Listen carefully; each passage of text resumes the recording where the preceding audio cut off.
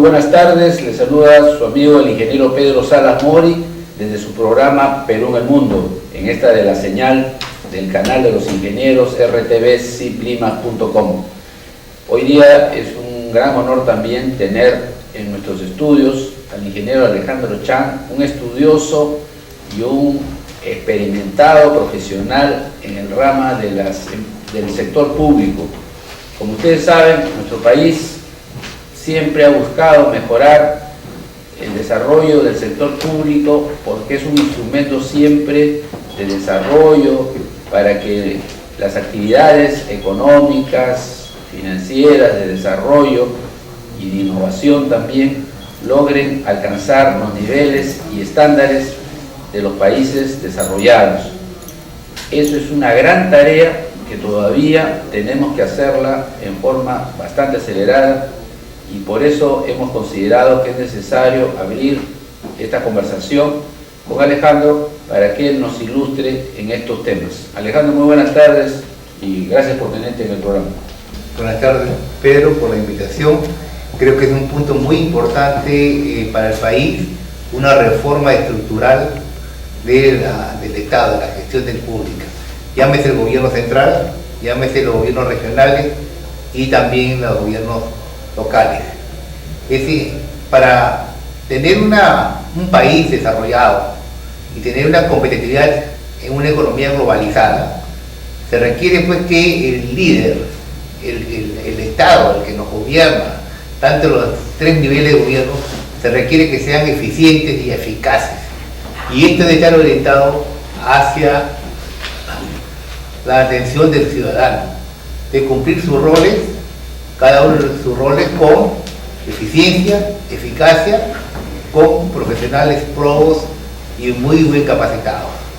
Efectivamente, nosotros que hemos caminado por la administración pública en muchas dependencias y que hemos tenido, tanto tú como yo y muchos profesionales, el espíritu de la innovación, vemos que en los últimos años el decaimiento del servicio al ciudadano, por ejemplo, es muy deficiente y eso pues genera no solamente desconcierto, desánimo y muchas veces falta de gestión, sino veamos los indicadores de inversión. Entonces, ¿cómo es el tema para tener una adecuada administración pública en los términos que tú lo has planteado?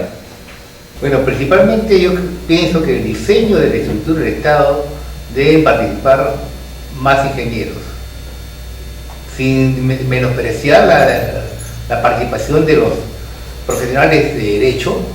Considero que el diseño institucional debe participar mucho más ingenieros para que sea plasmado por los abogados en las normas correspondientes. Pero básicamente tenemos que tener una estructura técnica diseñada sobre la base de procesos. Un enfoque de procesos implica necesariamente a una gestión de calidad y justamente la gestión de calidad es la que obliga a tener ese enfoque de procesos que aparentemente no la tiene en el diseño de las organizaciones del Estado.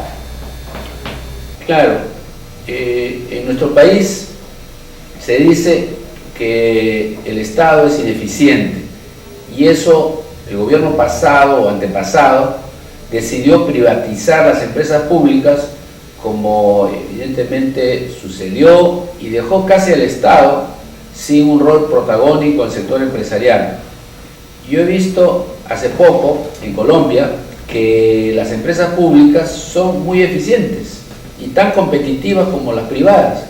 Entonces, ¿cómo debemos reformular esos conceptos y esa imagen que verdaderamente necesita mejorarse? Bueno, justamente la experiencia internacional nos implica de que toda eficiencia de toda organización se requiere estabilidad de funcionarios. Lamentablemente uno de los problemas que adolece el país es que cambie de gobierno o cambie de ministro o cambie de alcalde o de presidente de gobierno regional, están cambiando los funcionarios. Entonces ese es el primer problema que se presenta. Tenemos que tener profesionales capacitados y que tengan la estabilidad correspondiente, con una línea de carrera que le permita justamente tener la estabilidad que dice y desarrollo del profesional. Este es uno de los problemas cruciales.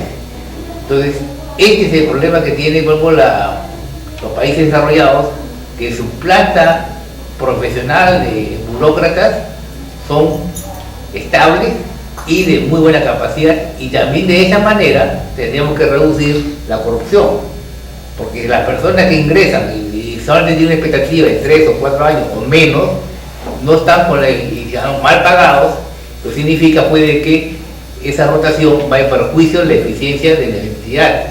Entonces, si hay una entidad que sea eficiente en empresas públicas en otros países, es porque ha tenido estabilidad. Ese es el principal problema que hay. Bajo este criterio que tenemos, me parece que el Estado lo que tiene que hacer es, en este momento, que bien es cierto que es reducirla, bueno, al final es que lo poco que se le queda y que sea lo estratégico, es lo que debe hacerlo en forma eficiente y con una institucionalidad que debe existir. Entonces, ese es el punto fundamental, que haya institucionalidad en el país. Efectivamente, pues ser funcionario público en el exterior es no solamente un honor, sino todo un prestigio, porque representa al Estado, o sea, es el máximo nivel de un país. Entonces, eso es lo que hay que revitalizar en nuestro país y recuperar lo que teníamos como ESAP, la Escuela Superior de Administración Pública, INAP, bueno, hasta el Instituto Nacional de Planificación, porque en el Perú hemos perdido un rumbo que, si bien es cierto, el INP en ese tiempo cumplía una función de orientación, un esquema centralista, pero se ha podido modernizar eso y establecer las modificaciones. Un tema que yo quisiera que amplíes, Alejandro, por tu conocimiento, es el tema de procesos. Eso es una gran debilidad, y a mí me consta porque yo he estado en 2 instituciones, una del Poder Judicial y otra del Ministerio Público, y ahí evidentemente los abogados poco conocen de lo que es un proceso, y en el desarrollo de una actividad, evidentemente eso es un tema fundamental. ¿Qué nos puedes ampliar ese tema? Bueno, justamente lo que tenemos que definir los productos, y para que haya un producto hay insumos y hay un proceso. Si nosotros colocamos buenos insumos y los procesos son adecuados y son buenos, vamos a tener un buen producto. Bajo este criterio, por ejemplo, lo que están organizadas las entidades del Estado, el gobierno central, están orientados bajo el esquema sectorial. Entonces, por ejemplo, un director general de electricidad, un director general de hidrocarburos, energía y mina, para hablar de ellos, que tienen la experiencia, ellos, si tienen una formación promotora, no fiscalizan. Y si tienen una función fiscalizadora, no la promueven. ¿Y cuál es el rol del Estado? El rol del Estado es promover, autorizar y fiscalizar. Entonces, esos 3 roles en un mismo director, si dependiendo de la situación de la persona que asume el cargo, va a estar, ¿cómo se llama?, siendo fiscalizador o siendo promotor. ¿De cuál es el esquema que se plantea? Se plantea el enfoque proceso, significa de que haya un director de promoción, un director o un gerente de promoción, un gerente de fiscalización y un gerente de concesiones. Entonces, de tal modo de que si es promotor, va a ser su rol de promoción. Si es fiscalizador, va a ser de fiscalizador. Y así tenemos, por ejemplo, que el área de energía y minas, por ejemplo, habría un director de fiscalización para los sectores de electricidad, hidrocarburos y minería. Un director de concesiones para los 3 sectores. Y un director para fiscalización. O sea, de ese modo teníamos el perfil de la persona que está orientada justamente al proceso que se debe seguir. Entonces, ese es el tema de los procesos de fiscalización liderados por una persona que tenga la capacidad y la competencia para fiscalizar y tenga la formación. El proceso de promoción es otro proceso que debe ser liderado por una persona, y ya independientemente del sector. Creo que en ese sentido sería más eficiente la organización estatal. Ahora dime, Otro de los defectos que estamos viviendo es la dispersión de los sectores, además de haber creado nuevos sectores que por naturaleza podían ser interesantes, pero que no cruzan en un sentido el desarrollo del país. Entonces, no tenemos una matriz, cada sector tú ves que orienta agricultura, producción, ¿no? En fin, hay una dispersión, como digo, de funciones, y los gobiernos regionales están también un poco faltos de orientación. Son todavía niños que tienen 6 años y creo yo con esa edad todavía no han alcanzado ninguna madurez, y debería el gobierno central procurar fortalecerlos en un esquema matricial de desarrollo. ¿Cómo ves tú ese escenario? Efectivamente, los gobiernos regionales todavía tienen que cumplir su etapa de crecimiento y desarrollo y madurar. ¿Qué es lo que sucede? Lamentablemente, cada 4 años cambian de presidente regional y no se aprovecha esa experiencia ganada anteriormente. Entonces, este es un cambio que se debe modificar, y ahí tenemos que hacer justamente la modificación en el sentido de darle una estructura y personal y recursos humanos que sea adecuado. O sea, este es un tema básico. Tenemos regiones con ingentes cantidades de dinero que no pueden desarrollar los proyectos. Este es un problema que hay que modificar, hay que analizar, evaluar realmente la estructura de cada uno de ellos y adaptarlos a la realidad de cada región, ¿no? Y en cuanto al Estado, lo que tenemos que tener es justamente esa institucionalidad.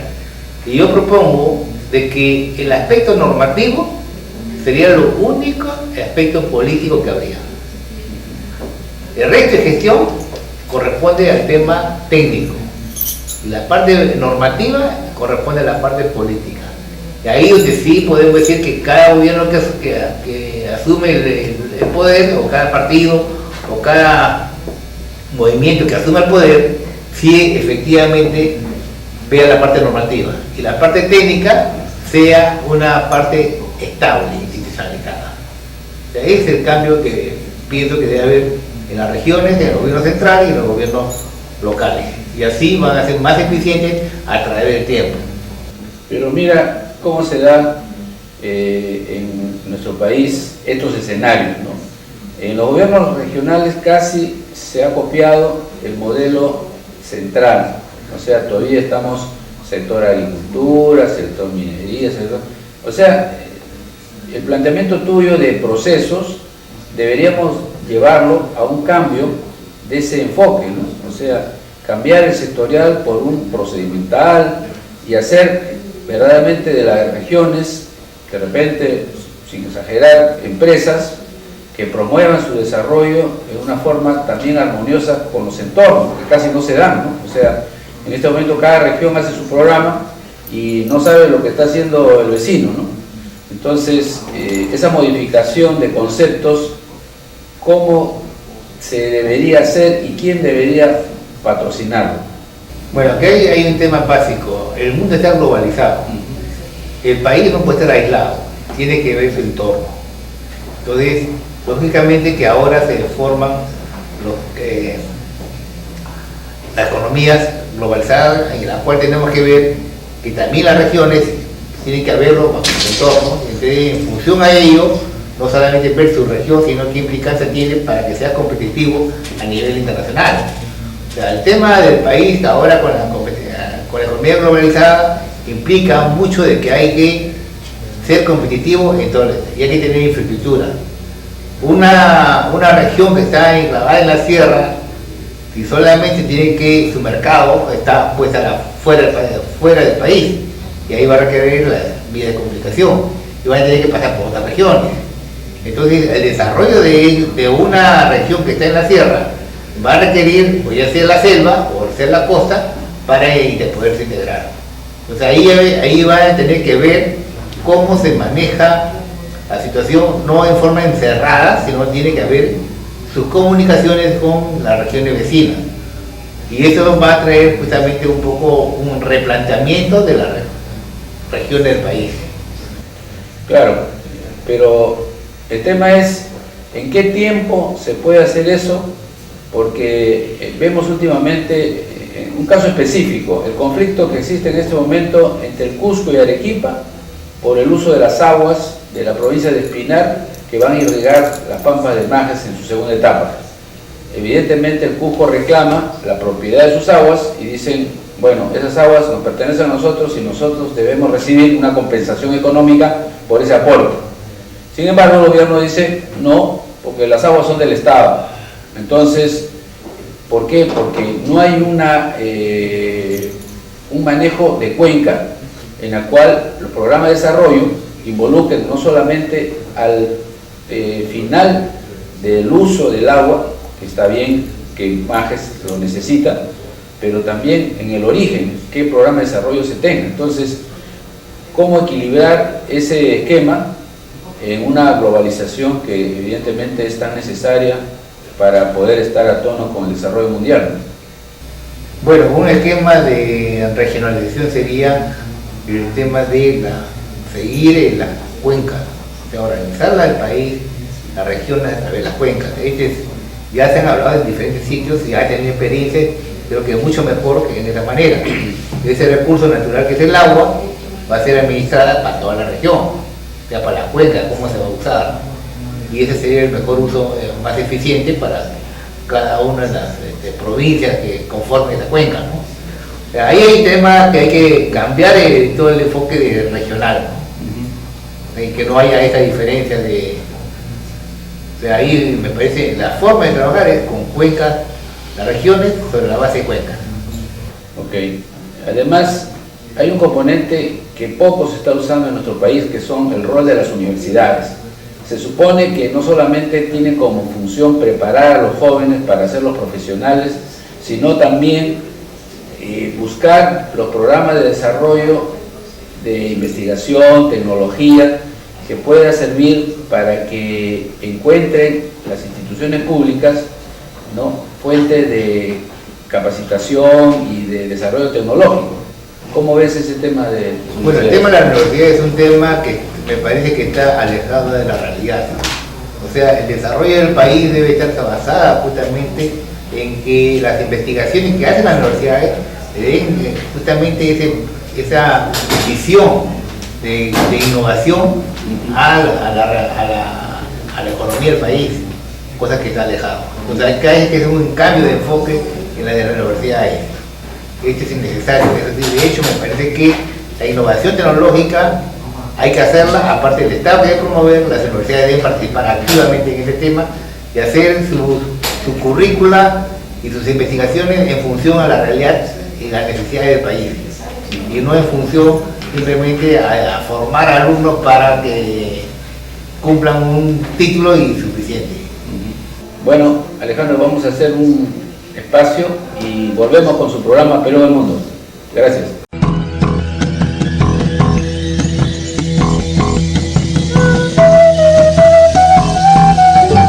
Bueno, estamos continuando con su programa Perú en el Mundo, y en esta oportunidad con el ingeniero Alejandro Chan, hablando sobre reforma del Estado, que es un tema fundamental, quizás debe ser la columna vertebral de nuestro esquema de desarrollo para los próximos años, a fin de consolidar ese mejoramiento económico, pero en desarrollo económico.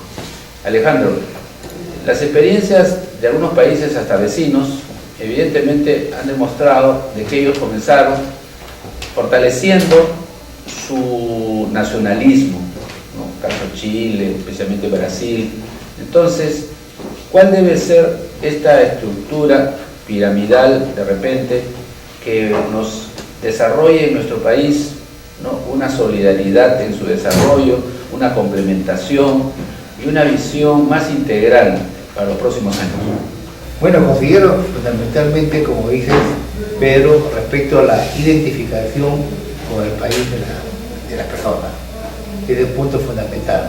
El segundo punto es la identificación de las personas que laboran en el sector público con los cargos, que deben servir de forma eficiente y eficaz los cargos que desempeñan, y la gestión debe estar orientada hacia el ciudadano. Este es un problema fundamental. Muchas veces, la persona que asume un cargo se pone de autoridad, piensa que es el Dios, el que sabe todo, y el todopoderoso, que muchas veces abusa de la situación. Entonces, ese es un tema que hay que cambiar la educación a los funcionarios públicos. Entonces, hay que ver una mística de servicio bien remunerado y que tenga justamente una estabilidad laboral por su capacidad y no simplemente por la parte legal. ¿No? O sea, esto es básico fundamentalmente. Como le decía, una estructura bien diseñada y un funcionario, un gerente no competente, malogra toda la organización. Sin embargo, una persona muy competente en una estructura que no está bien diseñada, funciona mucho mejor. O sea, el punto fundamental es el recurso humano. Y eso hay que darle la máxima prioridad sobre el tema. O sea, yo no soy de la persona que diga que la organización tiene que ser perfecta, no es necesario. Lo que sí es fundamental es que las personas que trabajan sean los competentes y tengan la vocación de servicio para que se desarrolle efectivamente la organización. En el camino se va mejorando la organización, pero la persona es lo fundamental. Claro, el efecto de la educación evidentemente nos hace fortalecer los cimientos de la sociedad.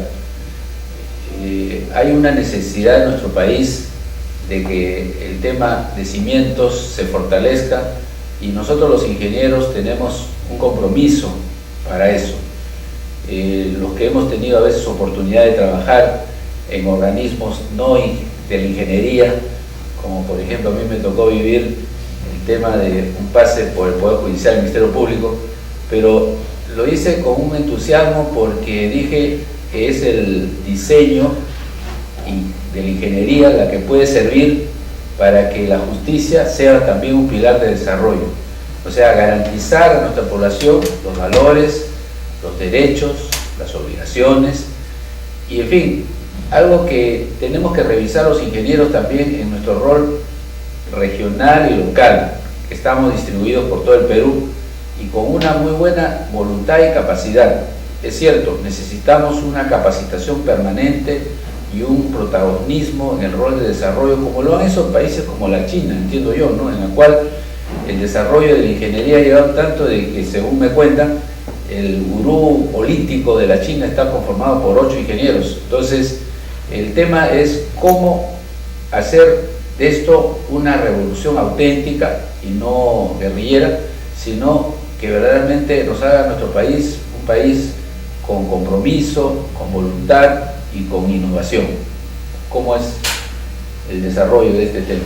Bueno, coincido contigo en el aspecto de que haya una mayor participación de los ingenieros en el diseño institucional del Estado, de los 3 estamentos: gobierno central, gobierno nacional, no, central, el regional y el local.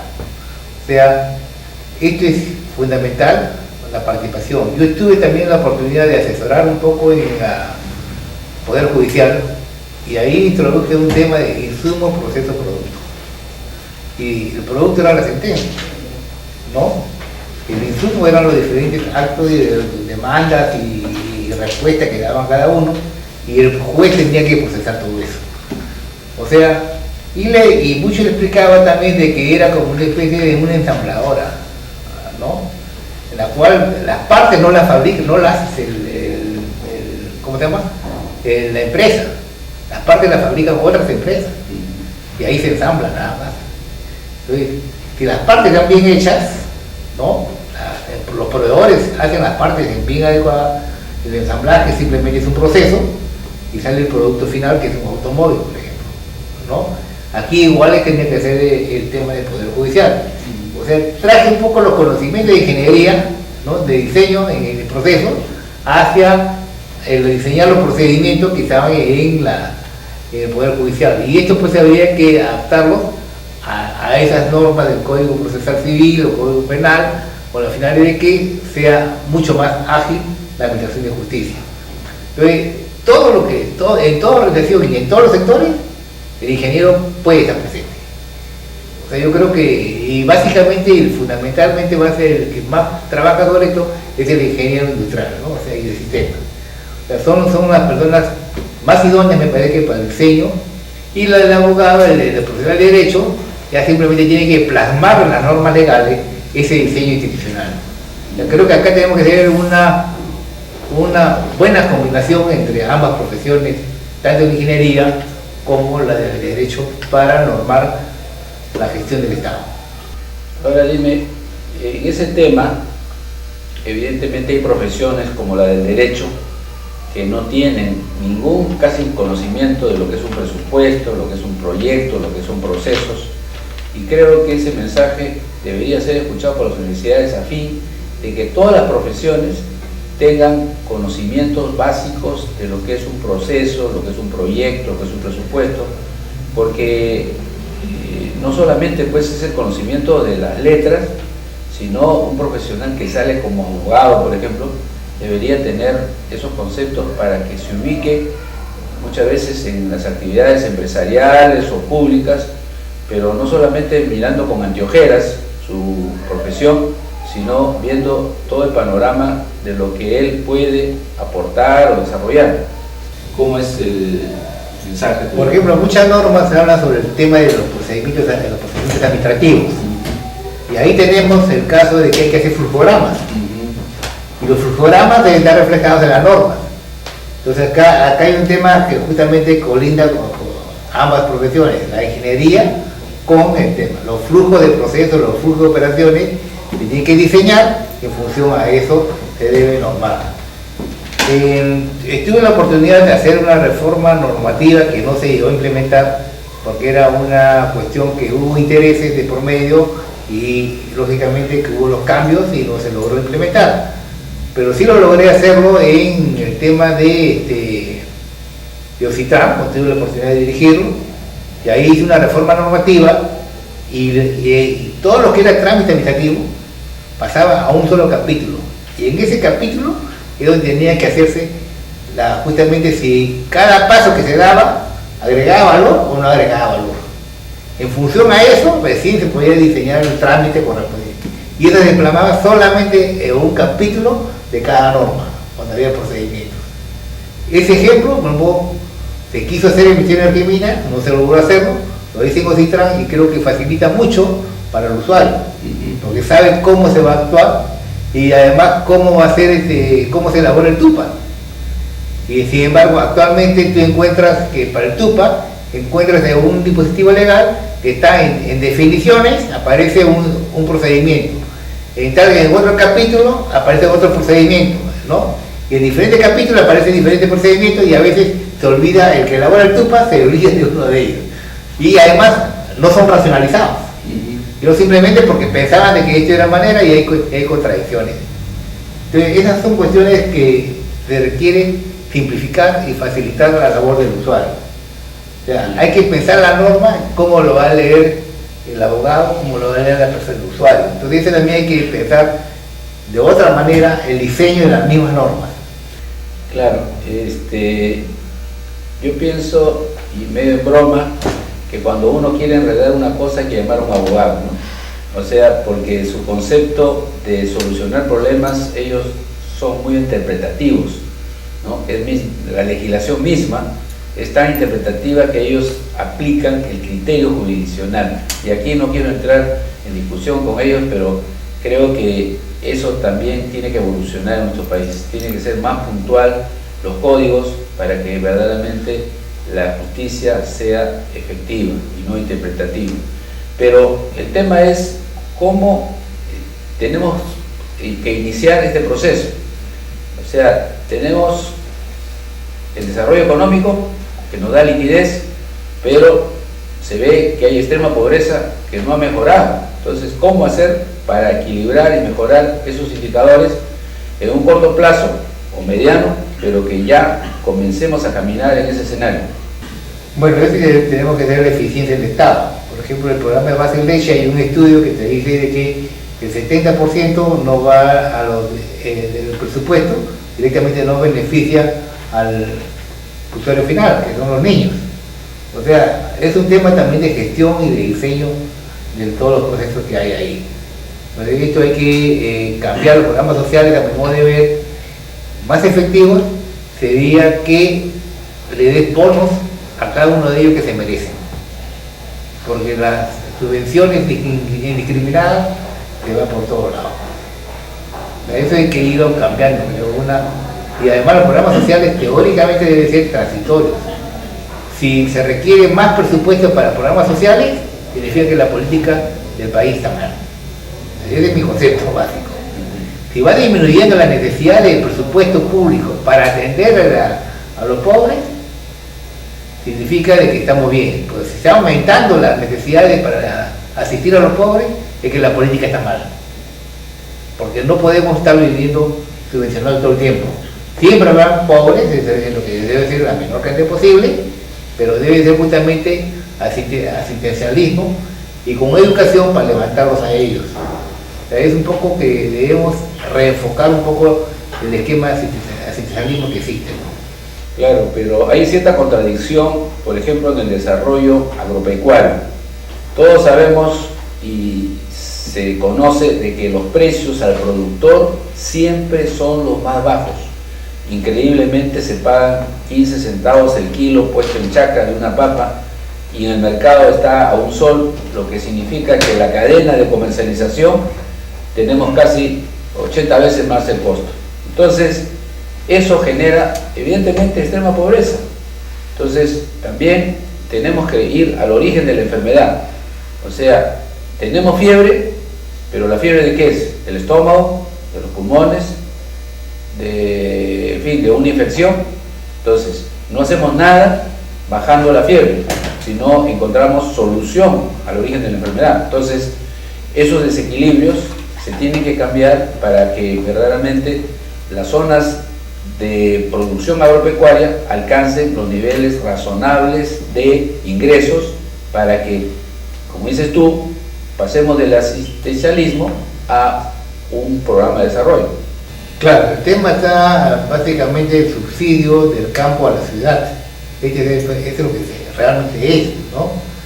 Ahí lo que tenemos que hacer es justamente apoyar la asociatividad con la finalidad de que haya un mejor tratamiento del producto hacia el mercado. Entonces, si hay asociación entre los productores, ahí creo que sería un mejor esquema para el mismo productor. Ese es un tema fundamental y eso es propiciar eso para que el subsidio del campo a la ciudad sea menor o no haya. Perfecto. Bueno, Alejandro, primero agradecerte todo tu mensaje tan importante en un tema fundamental del desarrollo de nuestro país y que nosotros los ingenieros, como diseñadores del escenario productivo, de mejoramiento tecnológico, nos alcance. Te agradezco tu intervención y con ustedes estaremos siempre atentos a traerles entrevistas que puedan serles a ustedes motivadores de conversación y también de análisis y acercarnos a nosotros también las opiniones, porque eso nos va a hacer mucho más comunicativos y mejoraremos siempre nuestro estándar de producción. Gracias por ahora.